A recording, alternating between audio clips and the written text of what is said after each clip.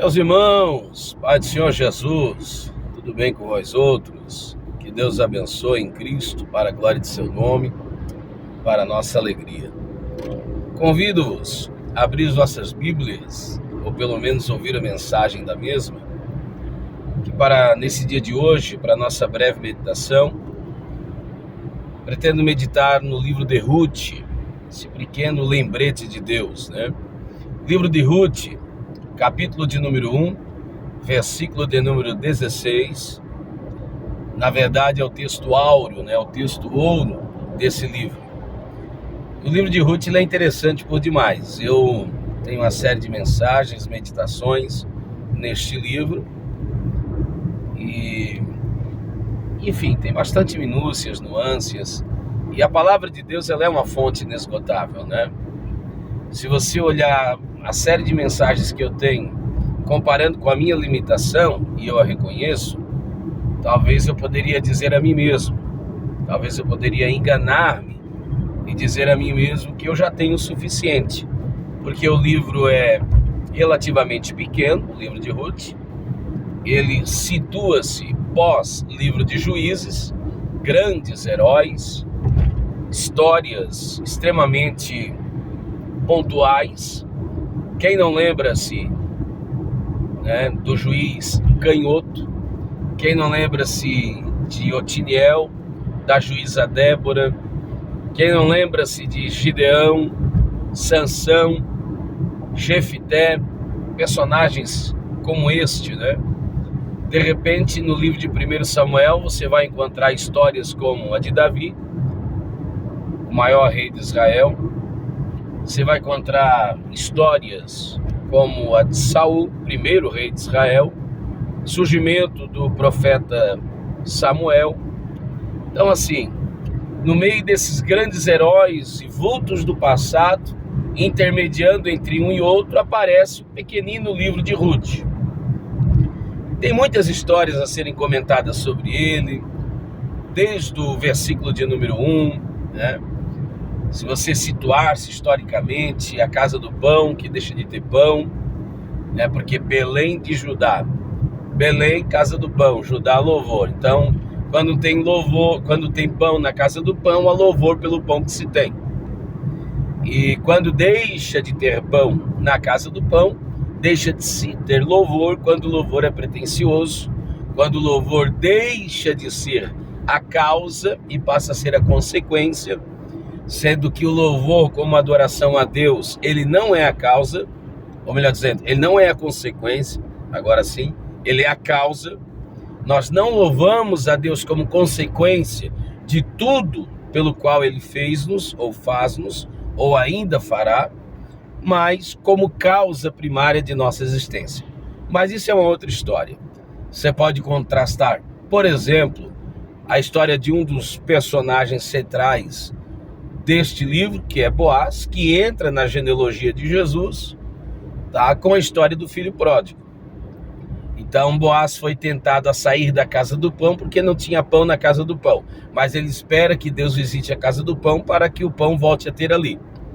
Então, por mais que as prateleiras estejam desabastecidas, por mais que o fogão esteja desaquecido, por mais que o fogo esteja extinto, ele vai ficar ali aguardando a visitação de Deus. Diferente do que fez o filho pródigo e o próprio Elimeleque, marido de Noemi, que é uma das personagens centrais da nossa fala nesse dia.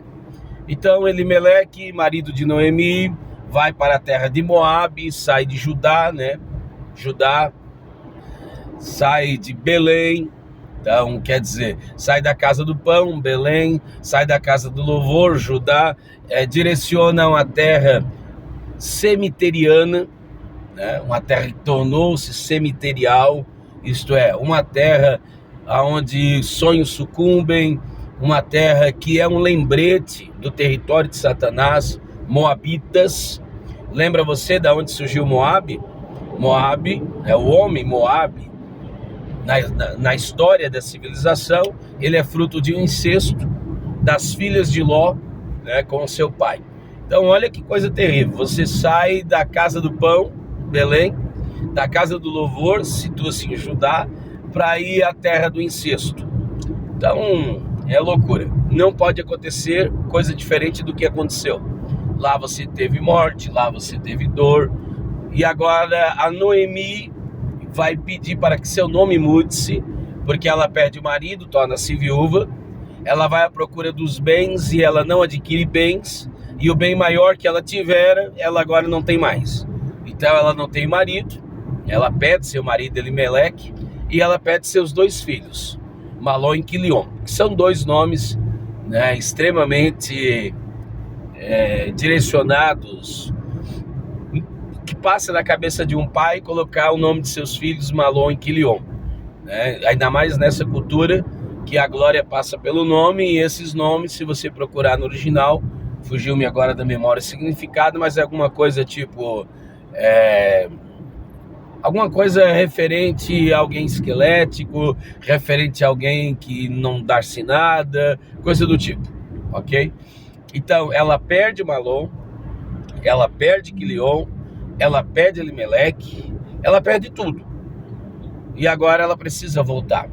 Quando ela vai voltar, ela tem 2 noras, Ruth e Orfa, e é isso mesmo, deixa eu ver aqui se eu não enganei-me o nome das moças.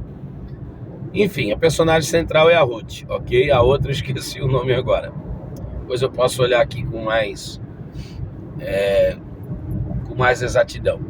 E quando ela está voltando de volta, ela argumenta positivamente, ela argumenta de uma maneira louvável para suas noras, dizendo a elas, ou lembrando a elas, a realidade da sua situação.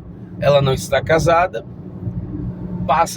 cessa-se o costume das mulheres a idade dela gerar, então ela não pode mais gerar filhos para as suas noras, então ela libera as suas noras e diz: eu estou voltando para casa, porque eu não tenho nada aqui, mas vocês são daqui, então ide em paz, vocês estão descompromissadas comigo, vocês estão livres. Uma das suas noras chora, lamenta, prova a relação amigável que nora e sogra têm, mas uma das suas noras, a Ruth, que entra para a história, a Moabita, olha o que ela disse, verso 16, disse, porém, Ruth, não me inste, quer dizer, não insista, para que eu te abandone, mas deixa-me seguir-te, isto é, a nossa relação, ela não é uma relação pretensiosa. Eu não sou uma amiga do poder. Ela é despretensiosa. Isso é muito interessante. Então deixa eu seguir-te, porque aonde quer que tu fores, irei eu. E onde quer que pousardes, ali pousarei eu. Quer dizer, aonde vai uma mulher como Noemi, que não quer mais ser chamada de Noemi, mas Simara, que significa amarga? Aonde vai pousar uma mulher que não tem filhos, nesse período que as mulheres tinham a dependência total financeira de maridos, ela não tem filhos para sustentá-la, e ela não tem marido para sustentá-la, e ela tem uma determinada idade, e ela é uma estrangeira em terra estrangeira, que retorna à sua terra, e agora a sua terra torna-se terra de estrangeira, porque ela não é mais dali. Então, aonde vai pousar uma mulher dessa? Aonde vai chegar uma mulher dessa? O que uma mulher dessa tem a oferecer? Ruth realmente é uma mulher impressionante. E mais, ela diz, o teu povo é meu povo, mas agora é o mais forte de tudo. O teu Deus, Noemi, ele também é o meu Deus. Termina a minha fala, trouxe você até aqui para falar exatamente o que irei falar agora. O teu Deus será o meu Deus, quer dizer, não é ainda, mas vai ser. Se não é o meu Deus, então eu nada conheço dele. Se eu nunca tive na tua terra, nada conheço do teu povo. Então eu não conheço o teu povo, eu não conheço o teu Deus, mas eu conheço você. Ruth não conhecia o Deus de Noemi, mas conhecia a Noemi de Deus. E a Noemi de Deus viveu num grau de excelência tão alto. A Noemi de Deus, chega a me arrepiar, gente, viveu num grau de excelência, num grau de cristandade, estando ainda no Antigo Testamento, não entendendo nada de cristianismo, nada de graça ou coisa do tipo. uma mulher que poderia julgar-se sem sorte e julga-se desse modo, uma mulher que foi desfavorecida, talvez pelo seu marido, talvez pelas circunstâncias, viveu num tempo de crise, teve crise pessoal, uma mulher que é enlutada de seu marido, é enlutada de seus 2 filhos, uma mulher em terra estrangeira, meu Deus, uma mulher que tinha tudo para não ser nada. Ó o trocadilho, tudo para não ser nada, forma lúdica de expressão. Aí esta mulher vive de uma maneira tal que a sua nora vai dizer a ela: eu não conheço o teu Deus, mas eu te conheço. E tu vives de uma maneira tal que o teu modo de viver denuncia o teu Deus, fala bem do teu Deus, testemunha do teu Deus. Tu tens um Deus, porque se tu não tivesses um Deus, jamais tu viveria desse modo, diante de uma circunstância, de uma condicionalidade, diante de uma realidade que você está inserida, esse contexto desfavorável. E você vive de um modo tal que eu quero conhecer o teu Deus por tua causa. Termino dizendo, as pessoas que eu convivo, meu círculo de amizade, meu círculo ou ciclo também, porque é cíclico, mas o meu círculo de convivência, se não conhece o meu Deus, que precisam conhecer, oxalá que desejem conhecer, porque me conhecem. Gente, isso aqui é terrível. Mahatma Gandhi disse algo exatamente o oposto desta mulher.